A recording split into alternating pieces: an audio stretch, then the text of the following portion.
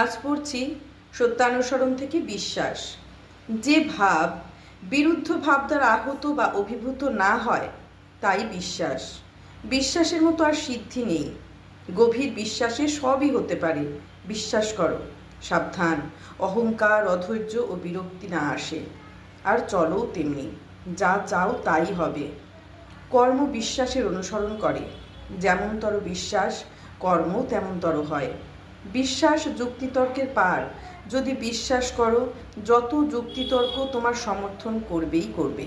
তুমি যেমনতর বিশ্বাস করবে, যুক্তিতর্ক তোমায় তেমনভাবে সমর্থন করবে।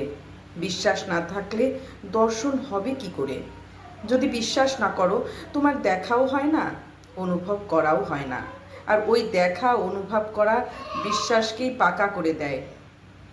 বিশ্বাসী বিস্তার ও চৈতন্য এনে দিতে পারে, আর অবিশ্বাস জড়ত্ব, অবসাদ, সংকীর্ণতা এনে দেয়। তুমি পণ্ডিত হতে পারো, কিন্তু যদি অবিশ্বাসী হও, তবে তুমি কলের গানের রেকর্ডের কিংবা ভাষাহীন বলদের মতো নিশ্চয়। যেরূপ আদর্শে তুমি বিশ্বাস স্থাপন করবে, তোমার স্বভাবও সেইভাবে গঠিত হবে, আর তোমার দর্শনও তদ্রূপ হবে। বিশ্বাস নেই এমনতর মানুষ নেই।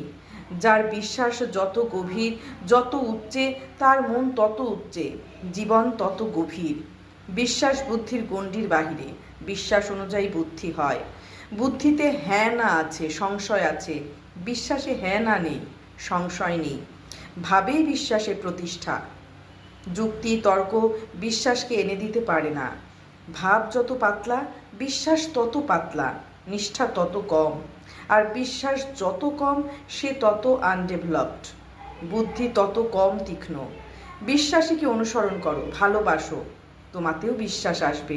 আমার বিশ্বাস নেই, এই ভাবের অনুসরণে মানুষ হীন বিশ্বাস হয়ে পড়ে। যে সতে বিশ্বাসী সে সৎ হবেই, আর অসতে বিশ্বাসী অসৎ হয়ে পড়ে।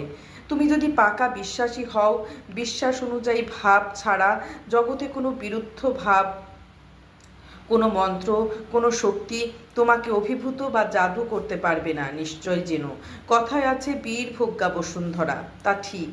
বিশ্বাস, নির্ভরতা আর আত্মত্যাগ, এই তিনটি বীরত্বের লক্ষণ। জয়গুরু।